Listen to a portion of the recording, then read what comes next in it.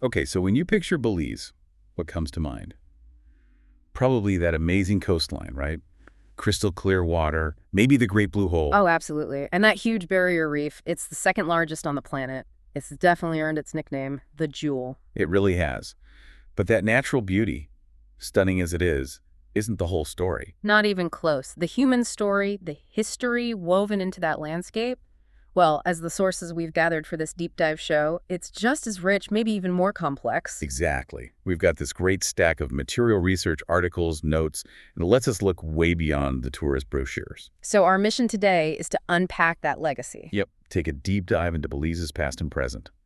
We want to pull out the key insights, the really important stuff, to get you up to speed quickly. It's quite a tale. You've got incredible innovation, intense conflicts, amazing resilience, and this really unique mix of cultures that you see today. So let's jump in. And to really get Belize, we can't just start a few centuries back. We need to go way back. Millennia back to the pre-Columbian era, the time of the Maya. That's where the story really begins. It is. Our sources talk about Maya tribes showing up around 200 BC, but by their classic period, maybe 220 AD onwards, they controlled a huge area, Belize, parts of Guatemala, southern Mexico. And there's even evidence of people living there much, much earlier, like 3,500 BC. That's what some accounts suggest, yeah.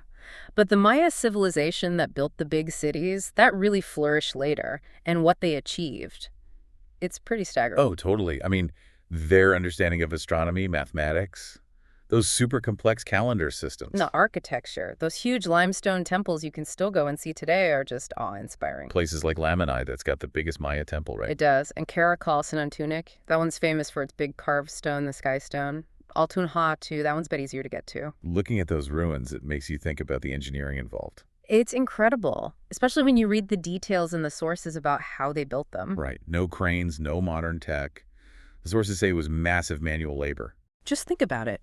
Using flint tools, moving all that stone by hand, it tells you something about their social organization, the sheer manpower they could mobilize. It really does. And their culture wasn't just about building grand structures. Cacao, for instance, tells us so much. Cacao was absolutely central, a key trade item, yes, but it was much more than that. So it started as a drink for the elite. Initially, yeah, a status symbol. Made from the crushed beans, mixed with water. Later, it became more popular across society. And it wasn't just a drink, they used it as money. As currency, for bartering, for paying people. The sources describe it as this nutritious drink, believed to boost energy, vitality, even mental clarity. Wow. And linked to courtship rituals, too. Apparently so. This is basically the origin story of chocolate. It shows how one single product could be tangled up in everything: trade, nutrition, social standing, even romance. It was fundamental. So you have this really sophisticated, widespread civilization. But then, around 900 AD, things started to change. The big cities began to decline. Yeah, and the exact reasons, well, they're still debated. Drought seems likely. Maybe warfare between the city-states. Resource depletion, overfarming. Probably a mix of all those things. It led to a kind of societal breakdown, people abandoning these large urban centers. That's where you get the legends of lost cities from. But it's so important to remember, the Maya people didn't disappear. Absolutely not. Contemporary Maya communities are still there today, adapting, keeping traditions alive, even though they face challenges like pressure on their lands. It's that resilience again. A recurring theme, definitely. And speaking of change, after the decline of the classic Maya cities, the situation on the ground was different. And then, starting in the 16th century... Europeans arrive? Yes. Yeah. And this brought, frankly, devastation. Spanish military actions, new diseases. It hit the remaining Maya populations hard. Did the Spanish settle Belize itself? They claimed it, for sure. The first recorded European visit was a shipwrecked guy, Geronimo de Aguilar, in 1511. Later, Spain tried settlements, but they didn't really stick. Why not? Partly Maya resistance, they pushed back, and partly Spain's focus was just elsewhere. Conquering the Yucatan was a bigger priority for them. So Spain claimed it, but didn't really control it on the ground. Exactly. And that kind of left an opening. By the mid-17th century, English settlers started drifting in. Drawn by the trees. Precisely. Valuable timber, especially logwood, for making dye. They called the area logwood.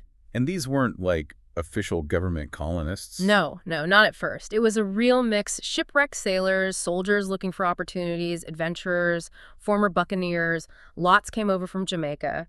They got known as the Baymen. Sounds like a rough and tumble situation. Very much so. The sources describe it as a kind of free-for-all. They were basically logging illegally, cutting down logwood because it was worth so much back in Europe. And Spain wasn't happy about this? Not surprisingly, this led to conflict and eventually treaties like the Convention of London in 1786. Spain basically said, okay, you can cut logwood, but you can't build forts, establish plantations, or proper settlements. Ah, so that pushed them away from farming. That's a key point the sources make. That Spanish restriction actually shaped the economy. It biased the whole settlement towards just extraction. First logwood. Then mahogany. Right. By the late 1700s, mahogany became the big export, and it dominated the economy for the next 100 years or more. It really set a pattern. And you mentioned buccaneers.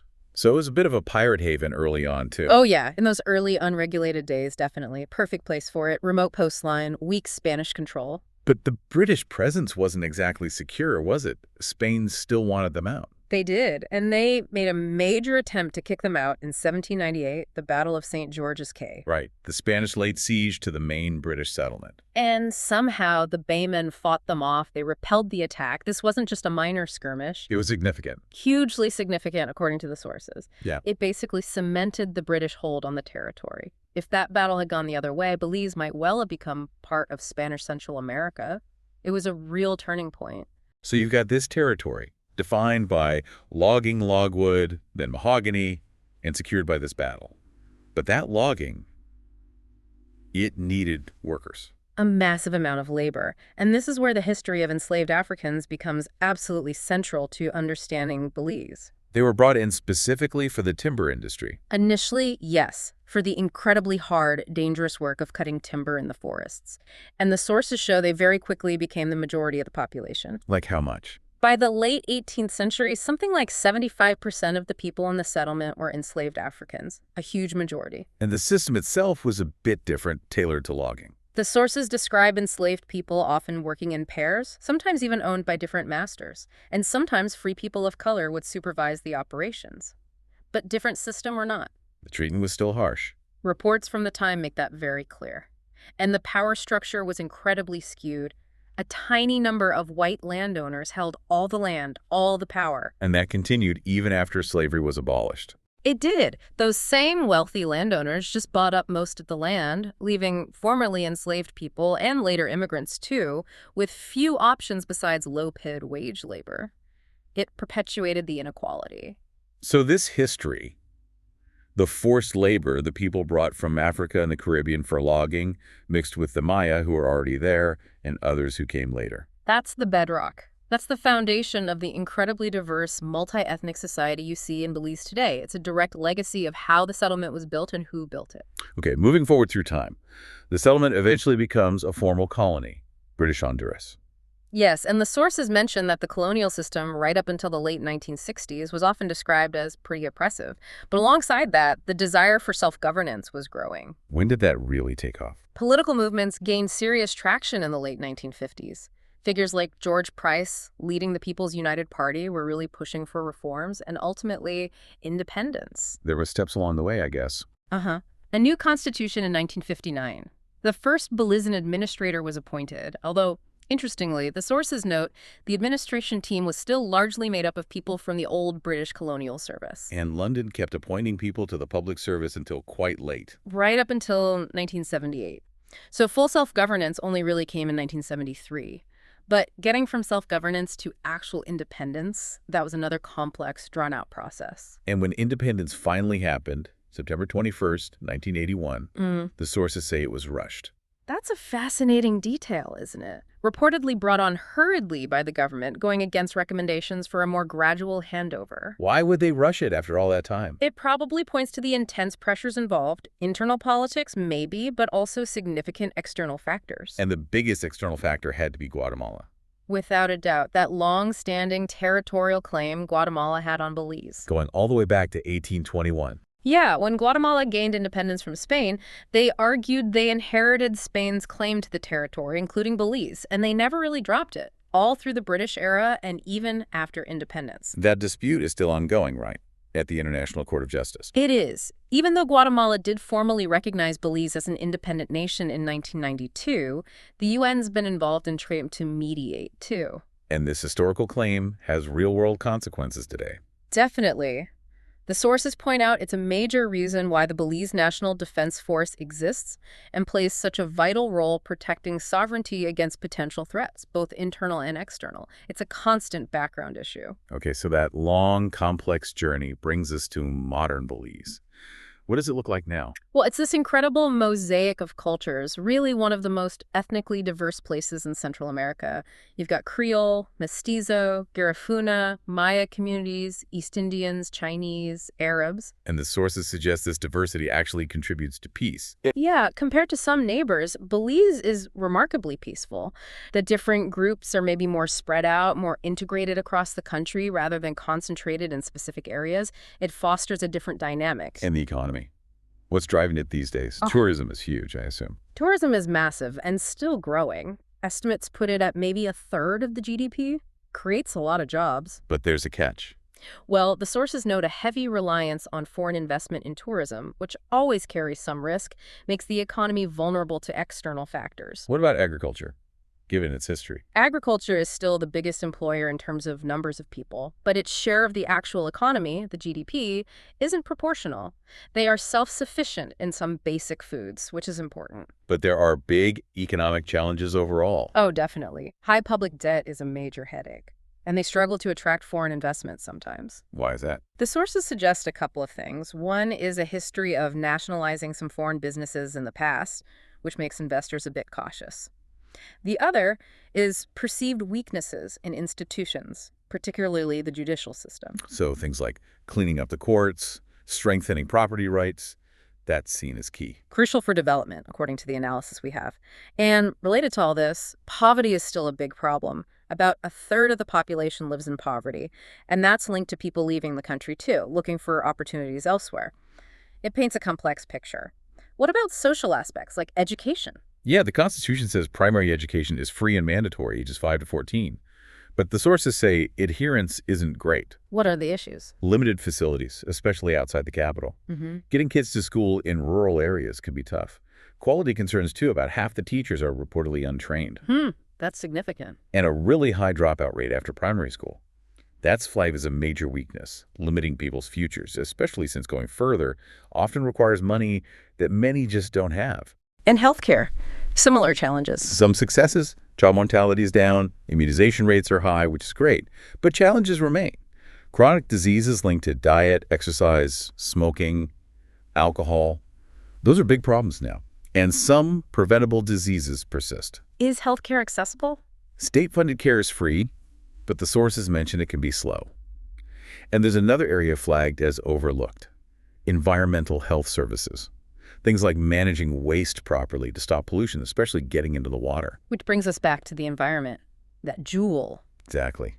Even though Belize doesn't have a huge population now, that history of extraction, well, it left its mark. Like clearing vast areas of mahogany forest within just 75 years back in the day. The focus was purely on taking the resource out, not managing it for the long term. And today, new pressures.